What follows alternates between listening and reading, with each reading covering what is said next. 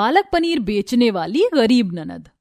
बंकू, चलो जल्दी जल्दी से अपना मिल्क फिनिश करो, फिर सोना है। अंजलि ऐसा कही रही होती है, तभी कोई बार बार दरवाजा खटखटाता है। इस पर अंजलि गुस्से से दांत पीसती हुई कहती है, ओफो, अब आधी रात को कौन आ गया? अरे आ रही हूँ बाबा, दरवाजा तोड़कर अंदर आने का इरादा है क्या? जैसे ही अंजलि दरवाजा खोलती है तो उसके सामने उसकी गरीब ननद नीलम फटी पुरानी साड़ी में अपनी बेटी गुड्डी के साथ खड़ी होती है। उसकी आंखों में आंसू भरे होते हैं। तभी नीलम की बाकी दोनों भाभी तारा, आरती और उसके भाई भी आ जाते हैं। नीलम, क्या बात है, तुम्हारी आंखों में आंसू क्यों हैं? सब ठीक तो है? नीलम अपनी गरीब भाभी आरती के गले लगकर फूट फूट कर रोते हुए सारी बात बताती है। आरती भाभी, संदीप का बहुत बड़ा एक्सीडेंट हो गया है। मेरे सास ससुर ने उसका जिम्मेदार मुझे ठहराकर मुझे और मेरी मासूम सी बच्ची को भी घर से निकाल दिया। कोई बात नहीं नीलम, ये भी तो तुम्हारा अपना ही घर है, आओ अंदर आओ। हाँ नीलम मेरी बहन, अब तू अपने भाइयों के घर में रहेगी, वहाँ नहीं जाएगी। ये सुनकर तारा और अंजलि नीलम को गुस्से से घूरते हुए मन में कहती हैं, सास ससुर के साथ थोड़ा सा कलेश क्या हो गया, महारानी मुंह उठाकर मुफ्त की रोटियां तोड़ने के लिए मायके चली आई।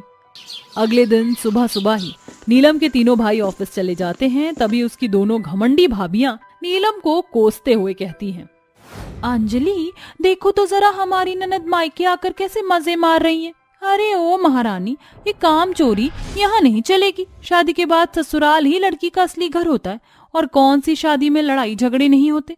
इसका मतलब ये तो नहीं कि मुंह उठाकर मायके चली आओ। तारा भाभी, आप मुझे इस तरह से ताने क्यों मार रही? आखिर ये मेरा भी तो घर है। तुम्हारा घर था मगर शादी से पहले, मगर अब अगर यहाँ रहना है तो झाड़ू पोछा बर्तन सब करना होगा। तुम दोनों ये क्या बातें कर रही हो? आखिर नीलम इस घर की बेटी है, वो क्यों काम करेगी? आप बीच में मत बोलो जेठानी जी, तो ही अच्छा रहेगा। खुद तो मायके से एक खोटा सिक्का भी नहीं लाई, औकात एक पैसे की नहीं, और जुबान देखो इस गरीब की, गज भर की है। रहने दीजिए आरती भाभी, मैं कर लूंगी। जब वक्त खराब होता है तो सभी फायदा उठाते हैं। अपने ही घर में नीलम नौकर बनकर काम करती है। तभी एक दिन अंजलि और तारा के बच्चे बंकू और रूही पालक पनीर की फरमाइश करते हैं। माँ, मुझे पालक पनीर खाना है। हाँ माँ, मुझे भी पालक पनीर खाना है, बहुत दिन से हमने पालक पनीर नहीं खाया। ले ले ले, मेरा राजा बेटे को पालक पनीर खाना है। नीलम, ये लो पैसे और बाजार से पालक पनीर खरीद कर ले आओ, और शाम को वही बनाना। जी भाभी। सामान लाकर नीलम पालक पनीर बनाती है। तभी गुड्डी कहती है, माँ ये कौन सी सब्जी है? इसमें से बड़ी ही स्वादिष्ट खुशबू आ रही है। ये पालक पनीर है गुड्डी। गुड्डी को भी पालक पनीर खाना है माँ? नीलम डरते हुए थोड़ी सी पालक पनीर गुड्डी को दे देती है। ये ले गुड्डी, बेटी खा ले।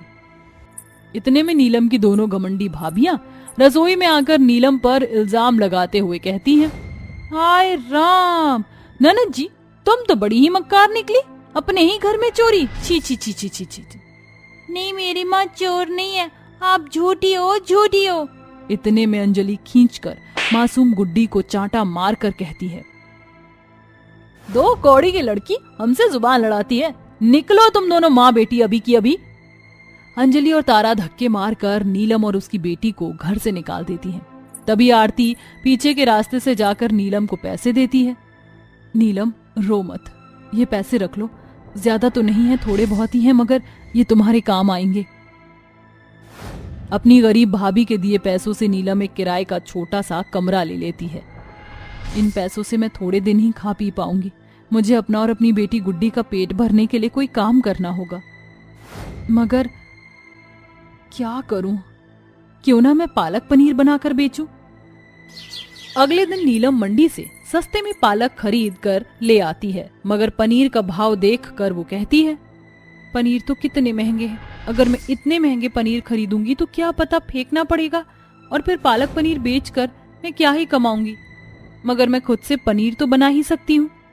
इस तरह से नीलम पालक पनीर का सामान इकट्ठा करके सुबह सुबह ही पहले दूध फाड़कर घर पर अपने हाथों से पनीर बनाती है, और फिर पालक पनीर के साथ चूल्हे और तंदूर दोनों की गर्मा गर्म रोटी भी रखकर सड़क किनारे पालक पनीर का ठेला लगा लेती है, जहाँ गुड्डी आवाज लगाकर लोगों को बुलाती है।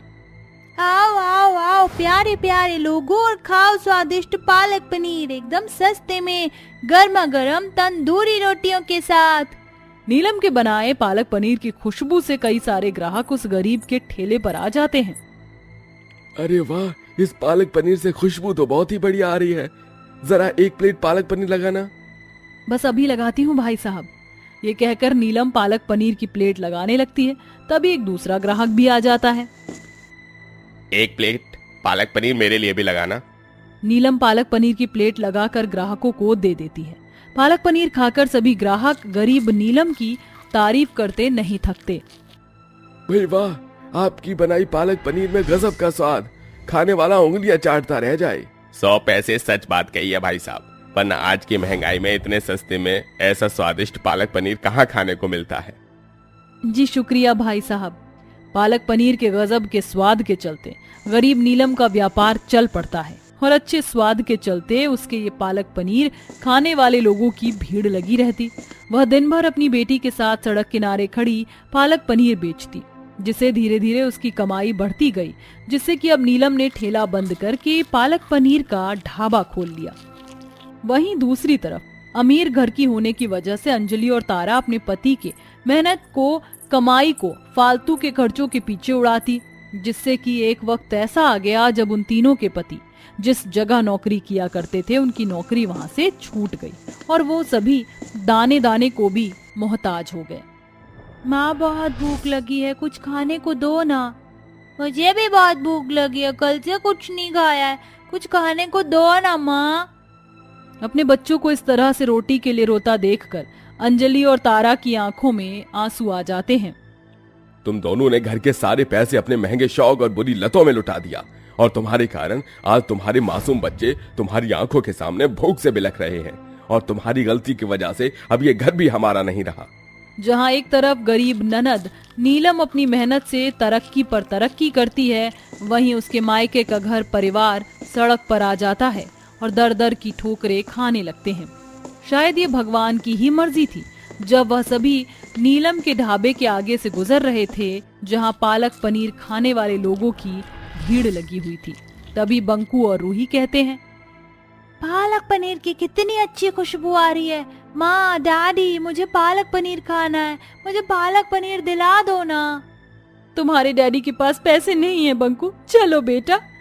तभी बंकू और रूही हाथ छुड़ाकर नीलम के ढाबे में घुस जाते हैं। तभी पीछे पीछे नीलम के भाई और भाभी भी वहाँ आ जाते हैं। हमें बड़ी जोर की भूख लगी, आप हमें थोड़ा सा पालक पनीर खाने को दे दो ना। अरे बंकू, ये तो नीलम बुआ का ढाबा है। माफ कीजिएगा, मेरे बच्चे गलती से यहाँ आ गए। ये कहते हुए अंजलि जैसे ही नीलम को देखती है तो वह शर्म से भर जाती है। वहीं अपने भाई भाभीियों को ऐसी गरीबी भरी हालत में देखकर नीलम की आंखों में आंसू आ जाते हैं। भाभी, भैया, ये आप सबने अपनी कैसी हालत बना ली है। तेरे भाई और भाभी सड़क पर आ गए। छोटी, हमसे हमारा घर बार सब कुछ छिन गया और हमारे बच्चे खाने के लिए भी तरस रहे हैं। सब खत्म हो गया, सब खत्म हो गया। बस भैया, बस कुछ भी खत्म नहीं हुआ है। भैया, आपकी नीलम आप लोगों के लिए है। अंदर आइए भैया। नीलम अपने भाई भाभीियों को ढाबे के अंदर बुलाकर बिठाती है और उन्हें अपने हाथों का बनाया हुआ पालक पनीर खाने को देती है। तभी अंजलि और तारा अपनी गलती के लिए नीलम से माफी मांगती हैं। नीलम, अपनी भाभीियों को माफ कर दो। हमने घमंड में आकर तुम्हारे साथ बहुत गलत किया। तुम्हारी मजबूरी का फायदा उठाकर तुम्हारे अपने ही घर में तुमसे नौकरों की तरह काम करवाया, मगर तुमने इस बुरे वक्त में हमें खाने को दिया। भाभी, रिश्तों में गिले शिकवे होते ही रहते हैं, मगर आज भी आप सब मेरा परिवार हो। अपनी मेहनत और पालक पनीर के स्वाद भरे ढाबे से नीलम गरीबी भरी जिंदगी से अपने लिए खुद से मुकाम बनाती है और बुरे वक्त में अपनी भाभीियों की मदद भी करती। आज भी लेट, किसी दिन तो जल्दी आ जाए करो। लोग तो बेफालतू में कहते हैं कि लड़कियां वेट कराती हैं, यहाँ तो लड़के वेट करवाते हैं। सॉरी बाबा, तुमसे मिलने के लिए मुझे 3-3 बस बदल के आनी पड़ती हैं। अब मेरे पास तुम्हारी तरह गाड़ी थोड़ी ना है। तुमने फिर से ये अमीरी गरीबी वाली बातें शुरू कर दी। गगन, मैं तुमसे प्यार करती हूँ, ना कि तुम्हारी अमीरी और गरीबी से। मैं तुम्हारे साथ एक छोटे से घर में भी खुश रह लूंगी। सच्ची वंदना? हाँ गगन, इसलिए मैं तुमसे शादी करना चाहती हूँ। फिर हमें ऐसे छुप छुप के मिलने की कोई जरूरत नहीं होगी। वंदना की बात सुनकर गगन बहुत खुश हो जाता है और वो वंदना को गले लगा लेता है। वंदना एक अमीर घर से होती है और वहीं गगन एक गरीब घर से होता है, लेकिन दोनों को एक दूसरे से बहुत ज्यादा प्यार होता है। गगन वंदना के बारे में अपने घर में बताता है और गगन के घर वाले इस शादी के लिए मान जाते हैं। गगन बेटा, मुझे तेरी और वंदना की शादी से कोई एतराज नहीं है, लेकिन पवन का भी रिश्ता तय हो गया है, इसलिए मैं चाहती हूँ कि तुम दोनों भाइयों की शादी एक ही मंडप में हो। जिसके बाद आस्था अपने दोनों बेटे गगन और पवन की एक ही मंडप में शादी करवाती है। जहां गगन की शादी खूबसूरत गोरी वंदना से होती है, वहीं पवन की शादी काली नीलम से होती है। शादी के बाद दोनों बहुएं अपने ससुराल आती हैं, जहां आस्था अपनी दोनों बहुओं का स्वागत करती है। लेकिन जैसे ही वंदना अपने ससुराल के अंदर प्रवेश करती है तो वो अपने ससुराल को देखते ही हैरान हो जाती है और बोलती है, ये क्या, ये तो एक कमरे का ससुराल है। गगन, तुमने मुझे इस बारे में पहले क्यों नहीं बताया? तुमने तो कहा था कि तुम गरीब हो, लेकिन इतने गरीब कि तुम्हारा पूरा परिवार एक कमरे में रहता है। हमारी शादी हो गई है, अब हम इन सबके साथ एक कमरे में कैसे रह सकते हैं? तुमने मुझसे झूठ बोला है, तुमने बेवफाई की है मेरे साथ। वंदना, इसमें झूठ बोलने वाली कौन सी बात है? मैंने तुमसे कहा था कि मैं बहुत गरीब हूँ, लेकिन तुमने ही कहा था कि तुम मेरे साथ गरीबी में भी जिंदगी बिता लोगी। अरे गरीबी का मतलब ये नहीं कि मैं इतने सारे लोगों के साथ एक ही कमरे में रहूं। जितना बड़ा तुम्हारा घर है उससे बड़ा तो मेरा बाथरूम ही है। वंदना, जो होना था सो हो गया, अब कुछ बदल नहीं सकते। हमारी शादी हो चुकी है और तुम्हें हमारे साथ इसी एक कमरे वाले घर में रहना पड़ेगा। वंदना बहू, गगन बिल्कुल ठीक कह रहा है, तू परेशान मत हो। जब हम लोगों के पास पैसे हो जाएंगे तो मैं तुम लोगों के लिए अलग अलग कमरा बनवाऊंगी। अपनी सास की बात सुनकर वंदना का मुंह बन जाता है, लेकिन वंदना जानती थी कि उसकी शादी हो चुकी है, इसलिए अब वो कुछ नहीं कर सकती। इसलिए वंदना मुंह बनाते हुए अंदर चली जाती है। थोड़ी ही देर में रात हो जाती है। आस्था रात होने के बाद अपनी दोनों बहुओं के लिए एक ही कमरे में अलग अलग कोने पर बिस्तर लगा देती है और बीच में एक पर्दा लगाकर खुद आंगन में जाकर सो जाती है। जिसके बाद दोनों बहुएं अपने पति के साथ अपने अपने बिस्तर पर चली जाती हैं। नीलम, मुझे माफ कर देना, मेरी वजह से तुम्हें ये सब देखना पड़ रहा है। ये आप कैसी बातें कर रही हैं? आप मेरे पति हैं, आप मुझसे माफी मत मांगिए। मैं भी एक गरीब घर की बेटी हूँ, तो मैं आप सबके हालात समझ सकती हूँ। मुझे एक कमरे में रहने में कोई परेशानी नहीं है। जहाँ एक तरफ नीलम सभी हालातों को समझती है, वहीं दूसरी तरफ वंदना। अरे तुम अभी तक गुस्सा हो? गुस्सा छोड़ भी दो ना। आज हमारी सुहाग रात है और तुम हो कि मुंह फुलाकर बैठी हो। आओ, मेरे करीब आओ। दूर रहो मुझसे, तुमने मुझसे झूठ बोला। तुम्हें क्या लगता है मैं तुम्हारे साथ, वो भी इन लोगों के होते हुए, सुहाग रात बनाऊंगी? एक ही कमरे में नहीं। जब तक हम लोगों का अलग कमरा नहीं बन जाता तब तक हम लोग सुहाग रात नहीं बनाएंगे, समझे? अब चुपचाप से सो जाओ और मुझे भी सोने दो। इतना कहकर वंदना सो जाती है और बेचारा गगन कुछ नहीं कह पाता। अगली सुबह होते ही जहां नीलम उठकर भगवान की पूजा पाठ करके सबके लिए चाय बनाती है, वहीं वंदना उठकर आराम से तैयार होती है और एक जगह बैठ जाती है। दीदी, ये लो चाय पी लो। पता है, मेरे हाथ की चाय मेरे घर में सबको पसंद थी। सब लोग मेरे ही हाथ की चाय पीते थे। तूने क्या मुझे बेवकूफ समझ रखा है जो मैं तुझ जैसी गरीब की हाथ की चाय पीऊंगी? तू तो मेरे घर में नौकर बनने के लायक भी नहीं है। जा ये चाय ले जा यहाँ से, वरना ये चाय का कप उठा के तेरे मुंह पे ही मार दूंगी, समझी? आई बड़ी मुझे चाय पिलाने वाली। वंदना की बात सुनकर नीलम की आंखों में आंसू आ जाते हैं और वो वहां से चली जाती है। शादी के बाद वंदना घर के किसी भी काम को हाथ नहीं लगाती और ना ही किसी से सीधे मुंह बात करती और हमेशा नीलम की गरीबी और उसके काले रंग का मजाक उड़ाती, उसे ताने देती। लेकिन नीलम बहुत भोली होती है, जिसके चलते वो वंदना को कुछ नहीं कहती और सब ऐसे ही चलता रहता है। क्या कर रही हो मेरी जान? आज तो तुम इस लाल साड़ी में बड़ी गजब की लग रही हो। मन कर रहा है तुम्हें छोड़ो ही ना। छोड़ो मुझे, जब देखो चिपकते रहते हो। अगर इतना ही चिपकने का शौक है तो अलग कमरा बनवा लो, समझे तुम? एक तो एक कमरे का घर है, ऊपर से ये सब लोग और तुम्हारी ये हरकतें। अरे तुम क्यों हमेशा मुझे मेरे एक कमरे के घर के लिए ताने देती रहती हो? अगर तुम्हें मुझसे इतनी ही प्रॉब्लम है तो अपने मायके ही चली जाओ, समझी?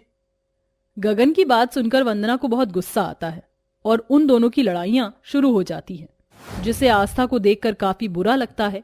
लेकिन आस्था जानती थी कि वो कुछ भी नहीं कर सकती। ऐसे ही समय गुजरता रहता है और एक दिन, आस्था बहन कहाँ हो? अरे शोभिला बहन, तुम यहाँ, वो भी इतने दिनों के बाद। और ये हाथ में मिठाई कैसे? कोई खुशखबरी है क्या? कोई छोटी मोटी खुशखबरी नहीं, बल्कि बहुत बड़ी खुशखबरी है। मैं दादी बन गई हूँ, मेरी बहू का पोता हुआ पोता। अरे वाह, ये तो बहुत बड़ी खुशखबरी है। मुबारक हो तुम्हें, अब तो तुम पोता पोती वाली हो गई हो। चलो अब मैं भी कुछ समय में पोता पोती वाली बन जाऊंगी। मेरी दोनों बहुएं जो मुझे पोता पोती देंगी, फिर मैं भी तुम्हें बढ़िया सी मिठाई खिलाऊंगी। क्या आस्था, ये तुम कैसी बातें कर रही हो? अरे जिनकी अभी तक सुहागरात ही नहीं बनी है वो लोग बच्चा क्या करेंगे? पूरा मोहल्ला जानता है कि तुम्हारे एक कमरे वाले छोटे से घर में तुम्हारी दोनों बहुओं की अभी तक सुहागरात नहीं बनी है। पहले अपना घर बनवाओ और दोनों बहुओं का कमरा अलग करो, उसी के बाद ही तुम्हें दादी बनने का सुख नसीब होगा। चलो मैं चलती हूँ, मुझे और घरों में भी मिठाइयाँ देनी है। इतना बोलकर शोभिला वहां से चली जाती है। शोभिला की बात सुनकर आस्था जैसे ही अपनी दोनों बहुओं की तरफ देखती है तो उसकी दोनों बहुएं शांत खड़ी होती हैं और वहां से चली जाती हैं, जिसे देखकर अब आस्था अपने दोनों बेटों से इस बारे में बात करती है। गगन, पवन, मुझे तुम दोनों से बहुत जरूरी बात करनी है। इस एक कमरे वाले घर की वजह से तुम दोनों की शादीशुदा जिंदगी पर काफी असर पड़ रहा है। वंदना बहू इतने अमीर घर से है, उसके घर में तो ना जाने कितने कमरे बने होंगे, लेकिन शादी के बाद उस बिचारी को एक कमरे वाले घर में रहना पड़ रहा है और इसलिए ही उसका स्वभाव भी आजकल खराब होता जा रहा है। और तुम दोनों में लड़ाइयां भी बहुत हो रही हैं। वहीं नीलम बहू गरीब घर से होने की वजह से कुछ कह ही नहीं पाती है और सब कुछ चुपचाप सहती है। इसलिए तुम दोनों को ज्यादा काम करना होगा, जिससे हम लोग अलग अलग कमरा बनवा सके और तुम दोनों ही अपनी शादीशुदा जिंदगी में खुश रहो। अपनी माँ की बात सुनकर पवन और गगन को सब समझ आ जाता है, जिसके बाद पवन और गगन बहुत मेहनत करते हैं, जिसके चलते कुछ ही महीनों में अपने एक कमरे वाले घर को 3 कमरे वाला घर बना लेते हैं। और अब फाइनली दोनों जोड़ों की सुहागरात होती है। अलग अलग कमरे होने की वजह से अब ना ही तो वंदना और गगन की लड़ाई होती है और ना ही नीलम को किसी बात की परेशानी होती है, जिसके बाद अब वंदना भी अपना बर्ताव सही करती है और घर में सबसे अच्छे से बात करती है। वंदना पढ़ी लिखी होती है, जिसके चलते वो अपने घर में बच्चों को ट्यूशन पढ़ाना शुरू कर देती है और अब सारा परिवार बिना किसी परेशानी के खुशी खुशी रहता है।